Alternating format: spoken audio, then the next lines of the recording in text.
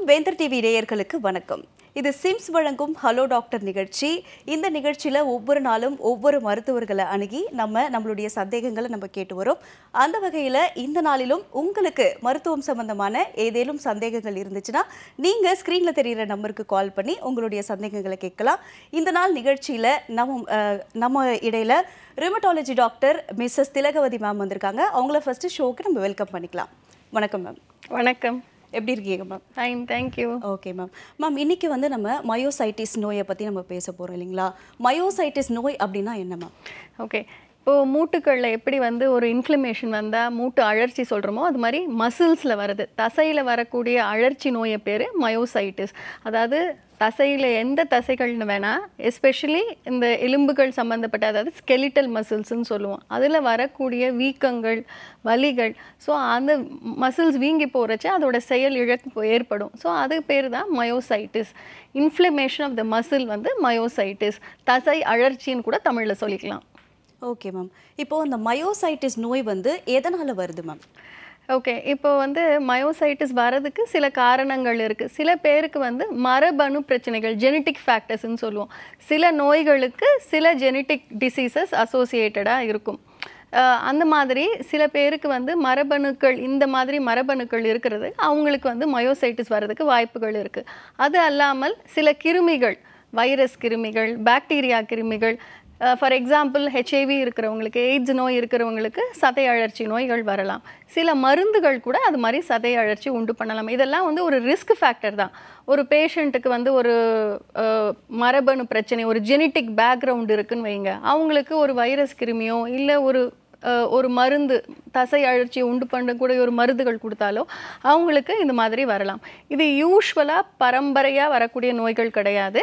But அவங்கவுங்க மரபணுவை பொறுத்த வரைக்கும் அந்த நோய் உண்டு பண்ணக்கூடிய உந்துதல் ஏற்படுத்தினா இந்த மயோசைட்டிஸ் நோய் வரலாம். Okay ma'am. இப்போது இந்த மயோசைட்டிஸ் நோய் யாரெல்லாம் அதிகமாக பாதிக்குது மேம்? எப்படி?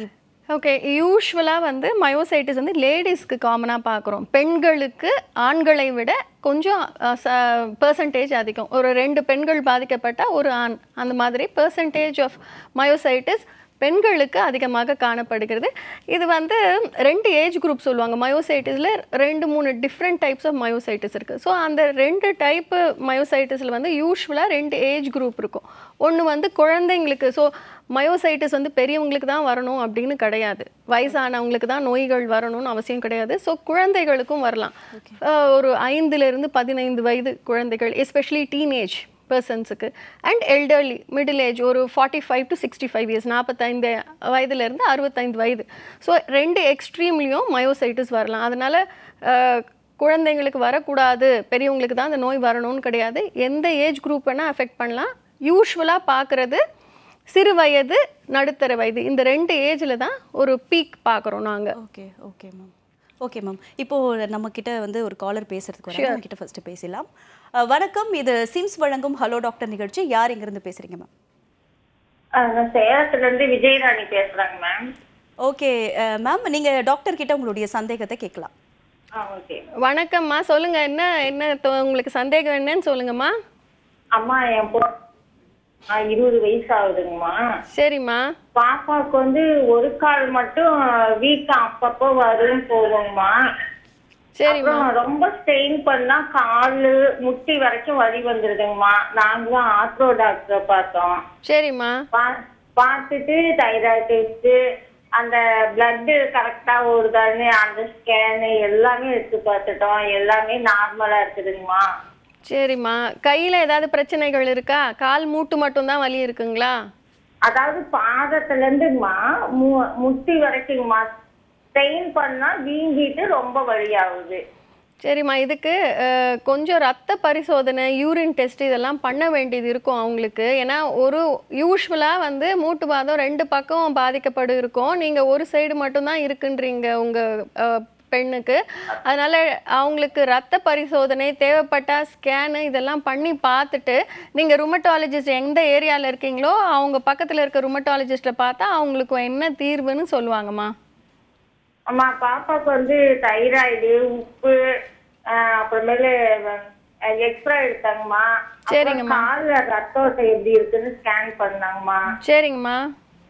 இப்ப அடுத்தது வந்து என்ன செய்யறதுன்னு தெரியலம்மா. எல்லாமே நார்மலா இருக்குன்றாங்க. அதுதாம்மா நீங்கள் வந்து அது ஏன்னா இது வந்து டைரெக்டாக சொல்லக்கூடிய பதில் மாதிரி தெரியல. நீங்கள் உங்கள் பெண்ணை வந்து கூட்டிகிட்டு போயிட்டு ருமட்டாலஜிஸ்ட் கிட்ட காட்டுங்க. அவங்க உங்களுக்கு கைட் பண்ணுவாங்க, என்ன பண்ணுறது, மேற்கொண்டு என்ன பண்ணுறதுன்றது உங்களுக்கு ஹெல்ப் பண்ணுவாங்கம்மா.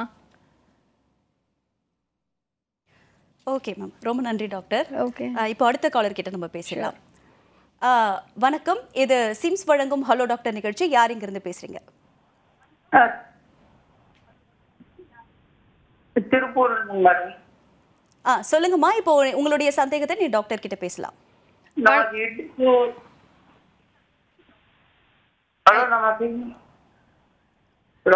ஹலோ சொல்லுங்கம்மா. மேடம் நமக்கு இப்போ ஜம்பு அமைச்சிட்டு இருக்க மாதிரி இருக்குங்க மேடம். கீழே உட்காந்து வந்துருக்க முடியாது மேடம்.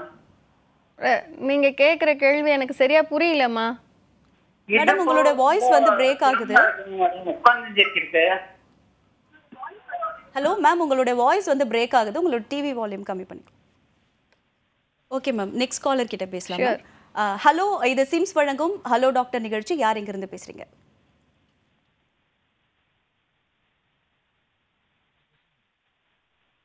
ஓகே மேம், காலர் இணைப்பில் இல்லை. நம்ம நெக்ஸ்ட் கொஷனுக்கு போகலாம் மேம். இப்போ மேம் லாஸ்ட் காலர் பேசினாங்க இல்லைங்களா, தைராய்டு இருக்குது, உப்பு நோய் இருக்குது, அப்படி இருக்கும்போது இது தாக்குமான்னு கேட்டாங்க. எனக்கும் அந்த கொஷின், எனக்கும் அந்த சந்தேகம் இருக்குது. இப்போது தைராய்டு இருந்ததுன்னா சுகர் வரும், பிபி இருக்கும், இந்த மாதிரிலாம் சொல்கிறாங்கல்ல மேம். இப்போது வேறு ஏதாவது டிசீஸ் நம்மள்கிட்ட இருக்கும்போது இந்த மயோசிட்டிஸ் நோய் வந்து ஈஸியாக தாக்குமா உங்களை? ஓகே, மயோசைட்டிஸ் வந்து ஒரு ஆட்டோ இம்யூன் டிசீஸ், அதாவது தனது எதிர்வினை நோய். ஸோ அந்த மயோசைட்டிஸ் இருக்கிறச்ச மற்ற auto immune diseases, for example ஒரு எஸ்எல்இன்றது ஒரு ஆட்டோ இம்யூன் டிசீஸ், லூப்பஸ்ன்னு சொல்லுவோம். ஸோ அந்த மாதிரி நோய்கள் கூட இருக்கிறதுக்கு வாய்ப்புகள் இருக்குது. ஜியாகிரன்ஸ்ன்னு சொல்லுவோம், அதுவுமே ஒரு அந்த மாதிரி பேஷண்ட்ஸ்க்கு கொஞ்சம் நாக்கு வறட்சி, கண்ணு வறட்சி அதெல்லாம் இருக்கும். அந்த மாதிரி முடக்குவாத நோய்களும் மயோசைட்டிஸ் கூட அசோசியேட்டடாக இருக்கலாம். ஸோ ஒரு ஆட்டோ இம்யூன் டிசீஸ் இருக்கிறச்ச டெஃபினட்டாக பேஷண்ட்ஸுக்கு மற்ற 2-3 ஆட்டோ இம்யூன் டிசீஸ் இருக்கான்றது பார்க்க வேண்டியது எங்களோட கடமை. ஸோ அது பார்த்துட்டு அதுக்கு ஏற்ற மாதிரி வைத்தியம் பண்ணால் பெட்டராக இருக்கும். Okay ma'am. மேம் இப்போ வந்துட்டு இந்த மயோசைட்டிஸ் நோய் வந்து எப்படி, அதாவது பொதுவான சிம்டம்ஸ் இருக்கும்ல மேம், இந்த சிம்டம்ஸ் இருந்ததுன்னா இந்த மாதிரி ஒரு டிசீஸ் இருக்குன்னு சொல்லுவோம். அந்த மாதிரி பொதுவான சிம்டம்ஸ்லாம் எதெல்லாம் இருக்கும்? ஓகே, மயோசைட்டிஸில் வந்து பேஷண்ட்ஸுக்கு கம்ப்ளைண்டே வந்து மசில் பெயின், அதாவது தசை வலி சொல்லுவாங்க.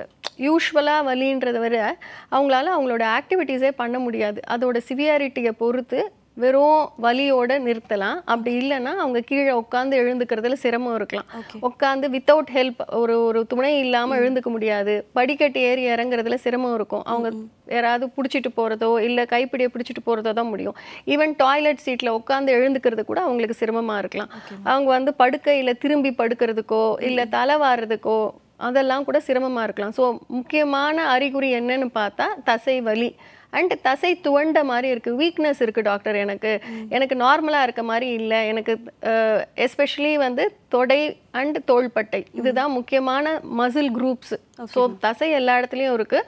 தொடை மசில்ஸும் தோள்பட்டை மசில்ஸும் தசைகள் வந்து அதிகமாக பாதிக்கப்படணும்.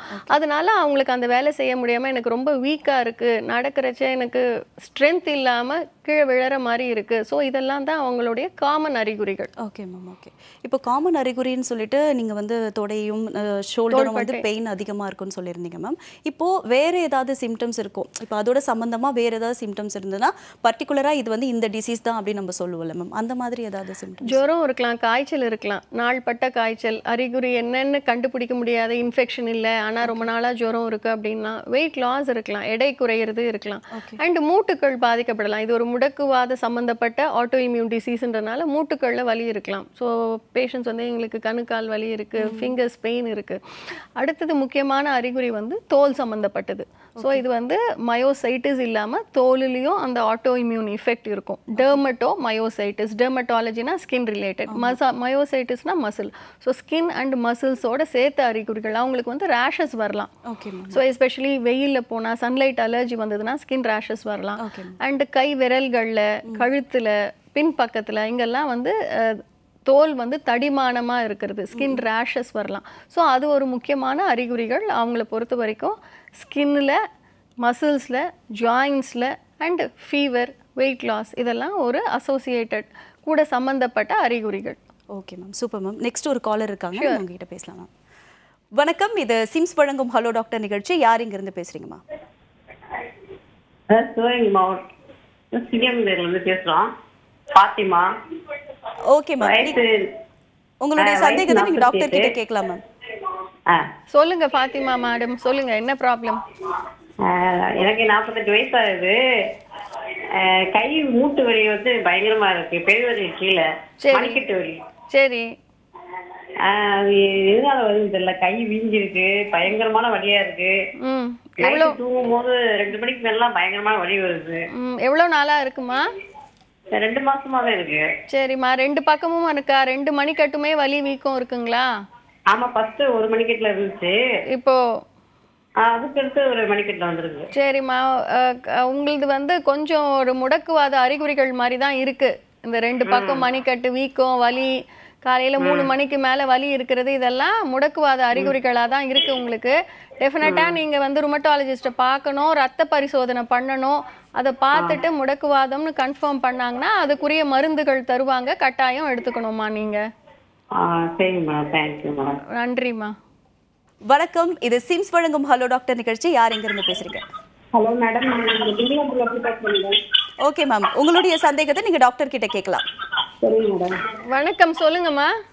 வணக்கம் மேடம், இந்த முதுகுல வந்து பின்னாடி ஷோல்டர்ல வலி கண்டினியூவா இருக்கு. சரிம்மா, அது அப்படியே முள்ளு குத்துற மாதிரி இருக்கு. ஒரு பக்கம் தான் இருக்குங்களா, 2 பக்கமும் இருக்குங்களா? ஒரு பக்கம் தான் இருக்கு மேடம். எவ்வளவு நாளா இருக்குமா? இது கொஞ்ச நாளா இருந்துச்சு. எலும் டாக்டரை பார்த்து டேப்லெட் பார்த்தோம், அதுக்கப்புறம் கொஞ்சம் சரியான மாதிரி இருந்துச்சு. அப்புறம் எப்போதும் போல அதிகமா இருக்கு மேடம். அடி முதுகு வலி இருக்குங்களாம்மா? முதுகு, ஆமா மேடம், முதுகு வலி அதிகமா கண்டினியூவா இருக்குது. சரிம்மா, இது பின் முதுகு முடக்குவாதமா இருக்கான்றது நம்ம டெஸ்ட் பண்ணி தாம்மா பார்க்கணும். தேவைப்பட்டா ஸ்கேன் எடுத்து பார்த்துட்டு, பின் முதுகுக்கும் தோள்பட்டைக்கும் ஸ்கேன் எடுத்து பார்த்துட்டு, முடக்குவாதத்துறை அறிகுறிகள் நீர் கோத்துட்டு இருக்குதா, எலும்பு வீக்கம் இருக்கான்னு பார்க்கணுமா. தொடர்ந்து இருந்தால் ஸ்கேன் எடுக்கிறது நல்லது. உங்கள் டாக்டர் ருமட்டாலஜி டாக்டர் பக்கத்தில் இருக்க ருமட்டாலஜி டாக்டர் பார்த்துட்டு கட்டாயமாக மேற்கொண்டு சில டெஸ்ட் எடுத்து பார்க்குறது நல்லதுமா. ஓகே மேம், நெக்ஸ்ட் நம்ம கொஷின்குள்ளே போகலாம். மேம், இப்போ வந்து இந்த மயோசைட்டிஸ் நோய் அப்படிங்கிறது வந்து ஒரு சில பேருக்கு ஜெனட்டிக்கான நிறைய டிசீஸ் வந்துடும்.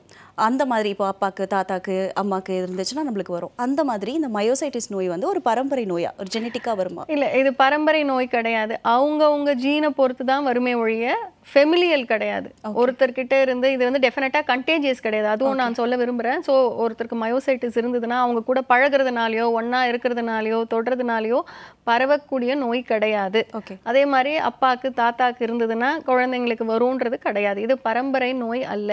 ரொம்ப ரொம்ப ரேராக மேபி இன் சம் ஃபேமிலி ஒரு ஆட்டோ இம்யூன் டிசீஸ் இருக்குது, அப்படி ஃபேமிலியில் ஏதோ ஒரு ருமட்டாய்டு ஆர்த்ரைட்டிஸ் இருக்குது, இல்லை வேறு யாருக்கோ ஒரு லூப்பஸ் அது மாதிரி இருந்ததுன்னா ரேராக வரலாமே ஒழிய மற்றபடிக்கு அது பரம்பரை நோய் கிடையாது. அவங்கவுங்க ஜீன் அண்ட் என்விரான்மெண்டல் ஃபேக்டர்ஸ், நான் சொன்ன மாதிரி கிருமிகள், அது ஒரு உந்துதல், ஒரு ட்ரிகர் ஃபேக்டராக பண்ணுமே ஒழிய ஒருத்தர்கிட்ட இருந்து தாத்தா கிட்ட இருந்து பேரனுக்கோ அப்பா கிட்ட இருந்து பிள்ளைக்கோ அந்த மாதிரி வரக்கூடிய நோய் கிடையாது. Okay ma'am. மேம், இப்போ சொன்னீங்க இல்லையா, மயோசிட்டிஸ் நோய் வந்து பரம்பரை நோய் கிடையாது, ஆனால் வந்து அந்த ஆட்டோ இம்யூன் அது வந்து கம்மியாக இருக்கும் போது உங்களுக்கு வரும் அப்படின்னு சொல்கிறீங்க. இப்போது சில பேருக்குலாம் வந்து நோய் எதிர்ப்பு சக்தி பேசிக்காகவே ரொம்ப கம்மியாக இருக்கும். அவங்கள எல்லாரையுமே பர்டிகுலராக அந்த நோய் தாக்குமா? இது நோய் எதிர்ப்பு சக்தி, அதாவது ஆட்டோ இம்யூன்றதுக்கு வந்து நோய் எதிர்ப்பு சக்தின்றது கிடையாது. அதாவது அவங்களுடைய வெள்ளை அணுக்களே வந்து அவங்க உடம்புக்கு எதிர்க்க செயல்படுறது. ஸோ அதனால தான் தமிழில் எக்ஸாக்டாக சொல்லணும்னா தனது எதிர்வினை நோய், தனக்கு எதிர்க்கவே உடம்பு வேலை செய்யுது. ஸோ அவங்களுடைய மசில்ஸுக்கு எதிர்க்கவே மசில்ஸை அட்டாக் பண்ணுற ஒரு வெள்ளை அணுக்கள் உண்டு பண்ணுறதுனால வருது. ஸோ அந்த மாதிரி வர்றது வந்து ஆட்டோ இம்யூன் டிசீசஸ்ன்றது நிறைய இருக்குது. ஆட்டோ இம்யூன் டிசீசஸ் இரத்த குழாயினால் அழற்சி வரலாம், மூட்டுக்கள் அழற்சி வரலாம், அதே மாதிரி மசில்ஸ் அழற்சி வரலாம். ஸோ இது மொத்தமே வந்து தனது எதிர்வினை நோய். நம்மளுக்கு வந்து இப்போ சப்போஸ் உடம்புல ஒரு கிருமி வருதுன்னு வைங்க, ஒரு பாக்டீரியாவோ ஒரு வைரஸோ வந்தால் நம்ம வெள்ளை அணுக்கள் வந்து நம்ம ஆன்டிபாடிஸ் வந்து அதுக்கு எதிர்க்க போய் செயல்படணும். பட் சில நேரங்களில் நம்மளுடைய மசில் ஸ்ட்ரக்சர், தசையோட ஸ்ட்ரக்சரும் அந்த கிருமியும் ஒரே மாதிரி இருக்குன்னு வைங்க, அந்த ஆன்டிபாடிக்கு தெரியாது இது வந்து நம்மளோட உடம்போட ஒரு பகுதி, இது வந்து கிருமின்னு அதுக்கு ஐடென்டிஃபை பண்ண தெரியாது. So it'll start attacking our own self. So self attacking disease, ஒரு ரொம்ப சிம்பிளிஃபைட் டேர்மில் சொல்லணும்னா it's a self attacking disease. So அதனால மயோசைட்டிஸ்ன்றது one part of autoimmune disease. Okay ma'am. Next ஒரு காலர் லைனில் இருக்காங்க, பேசிடலாம். வணக்கம், இது சிம்ஸ் வழங்கும் ஹலோ டாக்டர் நிகழ்ச்சி. யார் எங்கேருந்து பேசுகிறீங்க? வணக்கம் டாக்டர், நான் கோகுலப்பிரியா. மேம், நீங்கள் டாக்டர் கிட்ட உங்களுடைய சந்தேகத்தை கேட்கலாம். சொல்லுங்கம்மா. வணக்கம். வணக்கம் டாக்டர். வணக்கம், சொல்லுங்க. உங்களுக்கு என்ன சந்தேகம் சொல்லுங்கம்மா. எனக்கு முட்டைக்கு சைடில் லெஃப்ட் சைடில் டாக்டர் அந்த இடத்துல வலி வந்து வருது. உட்காந்து எந்திரிக்கும் போது என்னால நடக்கவே முடியல. டக்குன்னு ஒரு 5 செகண்ட். சரிம்மா. அந்த இடத்துல வலி அப்படியே அந்த நரம்பு நீளும் போது அப்படியே பயங்கரமான வலி வருது. என்னால உட்காந்து ரொம்ப நேரம் மடங்கி உட்காந்தே இருக்க முடியல. சரிம்மா. உங்க வயது என்ன? 25. 2 பக்கமும் இருக்குங்களாம்மா மூட்டு வலி? ஒரு பக்கம் மட்டும்தான் இருக்குங்களா? இல்ல, ஒரு பக்கம் தான் இருக்குங்க டாக்டர். சரிம்மா. இது சில நேரங்களில் ரொம்ப ஆரம்ப கட்டத்தில் மைல்டாக மூட்டு தேய்மானம் இருக்கிறச்சு அது மாதிரி உட்காந்து எழுந்தால் ஒரு 5 செகண்ட் நடக்க முடியாமல் இருக்கிறது இருக்கலாம். மற்றபடிக்கு வேரிகோஸ் வெயின்ஸுன்னு சொல்லுவோம், அந்த நரம்பு சுற்றிட்டு இருக்க பிரச்சனை, அது மாதிரி ஏதாவது இருக்கான்னு பார்க்கலாம்.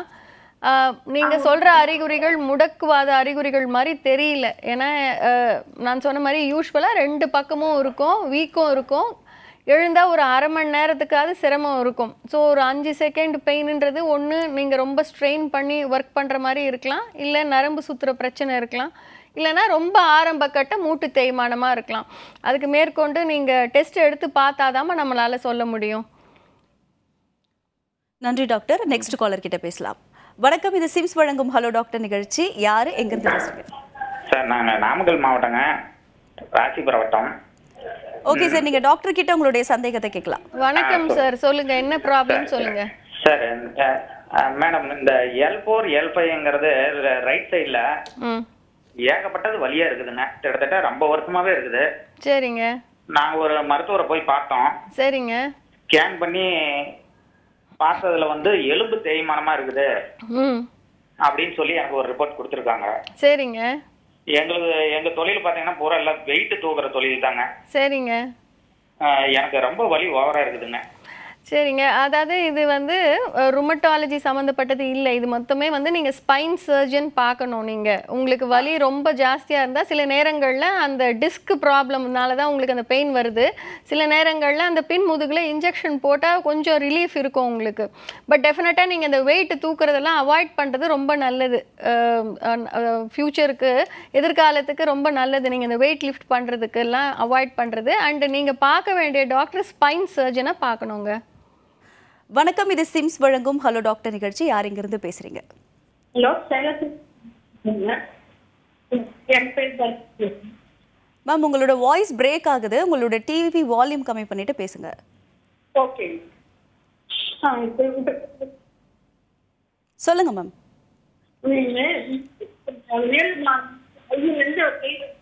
அந்த நாள் வரைக்கும் உள்ள என்னமோ நரம்பு நீங்கிட்டு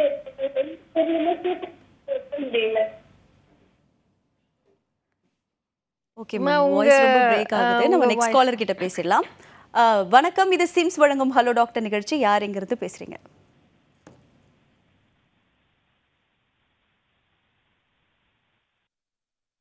ஓகே மேம், இணைப்பு துண்டிக்கப்பட்டுருச்சுன்னு நினைக்கிறேன். நம்ம நெக்ஸ்ட் கொஷினுக்கு போகலாம்.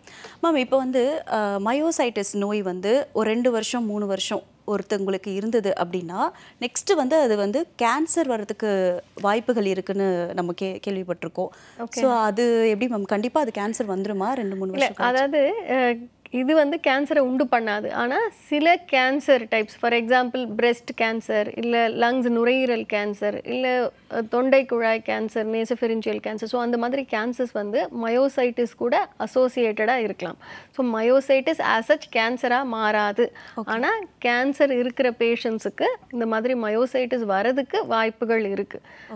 இல்லை சில நேரங்களில் மயோசைட்டிஸ் வந்த பேஷண்ட்ஸுக்கு வருங்காலத்தில் கேன்சர் வரலாம். ஆனால் இது மயோசைட்டிஸ் ரிலேட்டட் கிடையாது, it's purely genetic related. Okay ma'am, okay. So அதை ஃபாலோ பண்ணணும். எஸ்பெஷலி நான் வந்து இந்த டெர்மட்டோ மயோசைட்டிஸ்ன்னு சொன்னேன். ஸோ மயோசைட்டிஸில் நிறைய வகைகள் இருக்குது. ஸோ இந்த டெர்மட்டோ மயோசைட்டிஸ்ன்ற ஒரு வகையான மயோசைட்டிஸ் வந்து டெஃபினட்டாக நம்ம வந்து பேஷண்ட்ஸுக்கு கேன்சர் இருக்கா அப்படின்றத ஸ்க்ரீன் பண்ணி பார்ப்போம் எல்லா பேஷண்ட்ஸுக்கும். Okay ma'am, okay ma'am. இப்போது இந்த மயோசைட்டிஸ் நோய் வந்து ஒரு உயிர்கொல்லி நோயா? ஓகே, ஸோ இது வந்து ஒரு ஸ்பெக்ட்ரம் ஆஃப் டிசீஸ் தான். ஆட்டோமியூன் டிசீசஸ் எல்லாமே ஒரு ஸ்பெக்ட்ரம், அதாவது மைல்டு ஃபார்மில் இருந்து சிவியர் ஃபார்மில் வரைக்கும் என்ன வேணால் இருக்கலாம்.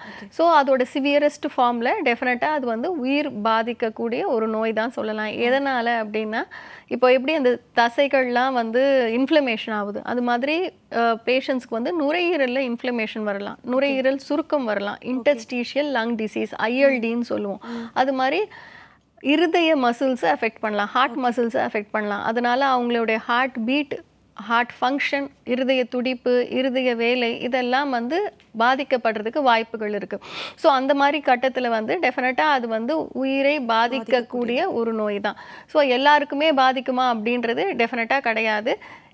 அந்த நோயோட தீவிரம் ஜாஸ்தியாக இருக்குது, இல்லை ட்ரீட்மெண்ட்டே எடுக்கல, ரொம்ப நாளாக வந்து டயக்னோஸ் பண்ணல, என்னன்னே கண்டுபிடிக்கல, சாதா தசை வலி தான் அப்படின்னு விட்டுட்டாங்க, இல்லை அதுக்குரிய மருந்துகள் எடுக்காமல் இருக்காங்கன்னா ஒரு ஸ்டேஜில் சிவியர் ஆகிறதுக்கு வாய்ப்புகள் இருக்குது. So it has to be addressed. So ஆரம்ப கட்டத்திலேயே நோயை கண்டுபிடிச்சி அதுக்கு கரெக்டான ட்ரீட்மெண்ட் பண்ணால் டெஃபினட்டாக it's a controllable disease. Okay ma'am, okay. Next caller லைனில் இருக்காங்க, பேசலாம் மேம்.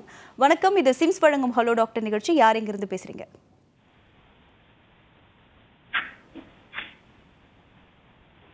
Hello madam.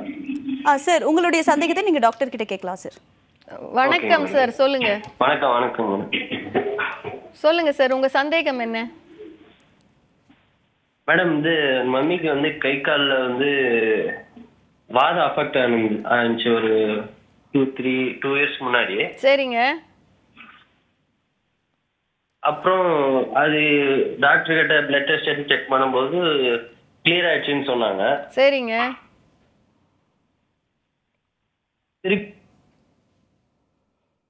திருப்பியும் மூட்டு வலி வந்திருக்கா? சரி. So I like to address, அவர் லைனில் இல்லைன்னு நினைக்கிறேன். பட் என்னென்னா, இப்போ வந்து அவர் என்ன சொன்னார், 2-3 வருஷத்துக்கு முன்னாடி மூட்டு வாதம்னு டயக்னோஸ் பண்ணாங்க, ட்ரீட்மெண்ட் எடுத்தாங்க. இப்போ பிளட் டெஸ்ட் எடுத்து பார்த்தோம், இப்போ மூட்டு வாதம் இல்லைன்னு சொல்லிட்டாங்க. அதனால் நிறுத்திட்டாங்க போல் மாத்திரையை. ஸோ திருப்பியும் வந்ததுன்றாங்க. ஸோ இப்போ வந்து என்னென்னா, ஆன்டிபாடிஸ், சில ருமட்டாய்டு ஆர்த்ரைட்டிஸ்ன்னு வச்சுக்கோங்க உதாரணத்துக்கு. ஸோ அது நம்ம முதல்ல பிளட் டெஸ்ட் எடுக்கிறோம். பிளட் டெஸ்ட்டில் வந்து மூட்டுவாத ருமட்டாய்டு அளவு ஜாஸ்தியாக இருக்கும்.